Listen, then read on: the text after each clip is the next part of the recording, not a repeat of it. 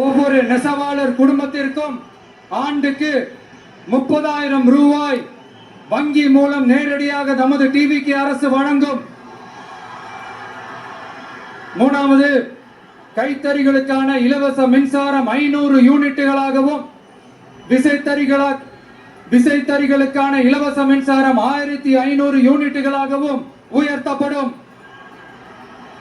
அடுத்தது, நெசவாளர்களின் உற்பத்தி செலவுகளை குறைப்பதற்காக அவர்கள் வழங்கும் நூல், சாயங்கள் மற்றும் ரசாயனங்களுக்கு நமது டிவிக்கு அரசால் 50% மானியம் வழங்கப்படும். அடுத்தது, நமது டிவிக்கு அரசில் அனைத்து நெசவாளர்களுக்கும் ரூபாய் 10 லட்சம் ஆயுள் காப்பீடு வழங்கப்படும். மேலும் நெசவாளர்களின் முதியோர் ஓய்வூதியம் மாதம் 3000 ரூபாயாக உயர்த்தப்படும். குறு சிறு மற்றும் நடுத்தர தொழில்களின் வளர்ச்சி, லட்சக்கணக்கான வேலை வாய்ப்புகளை உருவாக்குற துறையில ஒண்ணுதான் இந்த MSMEs. இந்தியாவிலேயே அதிகமான MSMEs இருக்கிற மாநிலங்கள்ல நம்ம தமிழ்நாடும் ஒண்ணு. ஆனா இப்படிப்பட்ட இந்த பெருமைக்கு இன்னும் மிக பெருமை சேர்த்தது யார் தெரியுமா? இந்தியாவிலே அதிகமான MSME நிறுவனங்கள் மூடப்பட்டதுல தமிழ்நாடு தான் 2வது மாநிலம். இந்த பெருமையை உண்டாக்குனதுதான் திமுக ஆட்சியோட மிகப்பெரிய சாதனை. இப்போ இந்த குறு சிறு மற்றும் நடுத்தர தொழில்களோட வளர்ச்சிக்காக நம்ம டிவிக்கு அரசு என்னெல்லாம் செய்யும்னு கொஞ்சம் பார்க்கலாம். முதல்ல, நெருக்கடியில் உள்ள குறு சிறு மற்றும் நடுத்தர நிறுவனங்களுக்கு உதவுவதற்காக ரூபாய் 15,000 கோடி ஸ்டேட் கிரெடிட் கேரண்டி ஃபண்ட் உருவாக்கப்படும். இரண்டாவது, குறு சிறு மற்றும் நடுத்தர நிறுவனங்கள் மூடப்படுவதற்கான மிகப்பெரிய காரணங்களில் ஒன்று 400% மேல உயர்ந்துள்ள பீக் ஹவர்ஸ் மின் கட்டணம். இது குறிப்பாக ஜவுளி துறையில் உள்ள குறு சிறு மற்றும் நடுத்தர நிறுவனங்களை பாதித்துள்ளது. டிவிக்கு குறு சிறு மற்றும் நடுத்தர நிறுவனங்களுக்கான MSMEs இந்த பீக் ஹவர்ஸ் மின் கட்டணத்தை நமது டிவிக்கு அரசு நிறுத்தி வைக்கும். அடுத்தது, விரிவான ஆய்வுக்கு பிறகே மின் கட்டணத்தை முறைப்படுத்தும். மேலும் குறு சிறு மற்றும் நடுத்தர நிறுவனங்கள் அடுத்து வரும் 5 ஆண்டுகளுக்கு 100% மின்சார வரி விலக்கை பெறும். அடுத்தது, குறு சிறு மற்றும் நடுத்தர நிறுவனங்கள் உலகளவில் போட்டி போடுவதை உறுதி செய்வதற்காக அவற்றை நவீனமயமாக்க ஒரு யூனிட்டுக்கு ரூபாய் 50 லட்சம் வரை என்ற அளவில் 35% நேரடி மூலதன மானியத்தை நமது டிவிக்கு அரசு வழங்கும்.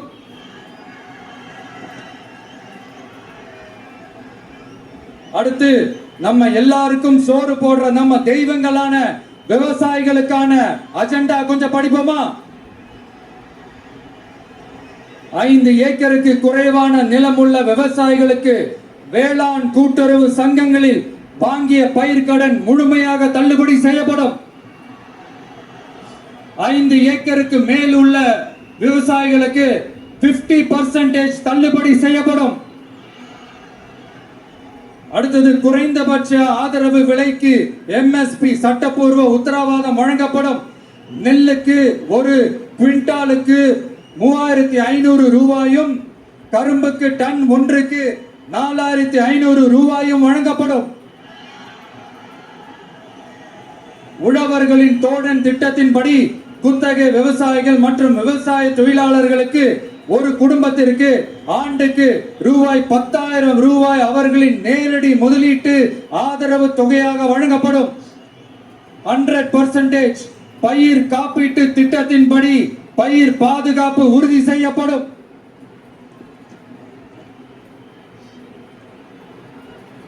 கடைசியாக, நமது அரசு ஊழியர்களின் நலனுக்காக பழைய ஓய்வூதிய திட்டம் மீண்டும் வழங்குவது குறித்து நமது டிவிக்கு அரசு கனிவுடன் பரிசீலித்து மதிப்பீடு செய்யும். அடுத்தது 5 அல்லது அதற்கு மேற்பட்ட ஆண்டுகள் தொடர்ச்சியாக அரசு பணியை நிறைவு செய்துள்ள அனைத்து தற்காலிக ஆசிரியர்கள், செவிலியர்கள் மற்றும் எழுத்தர் பணியாளர்களை நமது டிவிகே அரசு பணி நிரந்தரம் செய்யும். மூணாவது, பதவி உயர்வுக்கு பணம் பெறும் கலாச்சாரத்தை நமது டிவிகே அரசு முடிவுக்கு கொண்டு வரும். அனைத்து அரசு ஊழியர்களின் இடமாற்றங்களும் வெளிப்படையான மற்றும் கால வரையறைக்கு உட்பட்ட முறையில் நடைமுறைப்படுத்தப்படும்.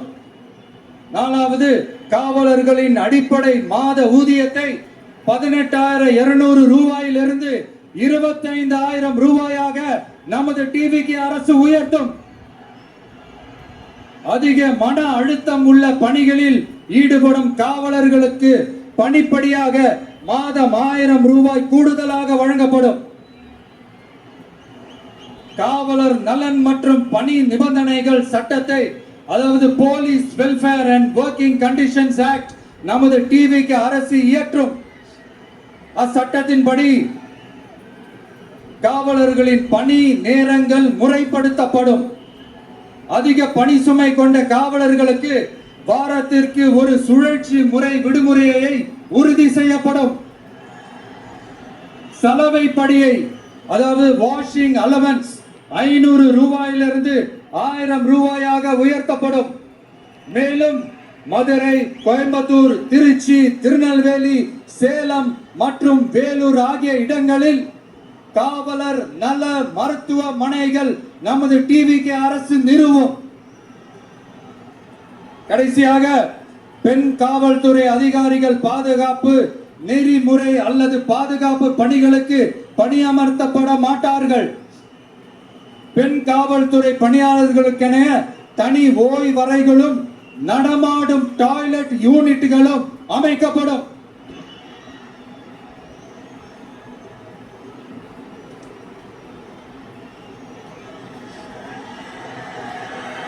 நீங்க எல்லாரும் இந்த விஜய 100% நம்பலாம். நான் உங்களுக்காக மட்டும்தான் வந்திருக்கிறேன். உங்களுக்காக நன்றி கடன் செலுத்துறதுக்காக மட்டும்தான் வந்திருக்கிறேன். போய் வாக்குறுதிகள் கொடுத்து நான் உங்களை ஏமாத்த மாட்டேன்.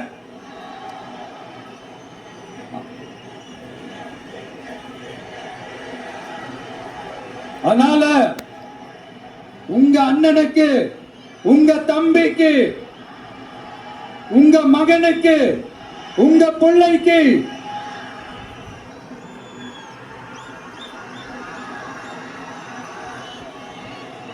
ஒரே ஒரு வாய்ப்பு கொடுங்க. தயவு செஞ்சு விசில் சின்னத்துக்கு ஓட்டு போடுங்க. இது ஒரு விசில் புரட்சி தேர்தலா இருக்கணும்.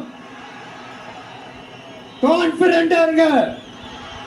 நல்லதே நடக்கும். வெற்றி நிச்சயம், வெற்றி நிச்சயம், வெற்றி நிச்சயம்.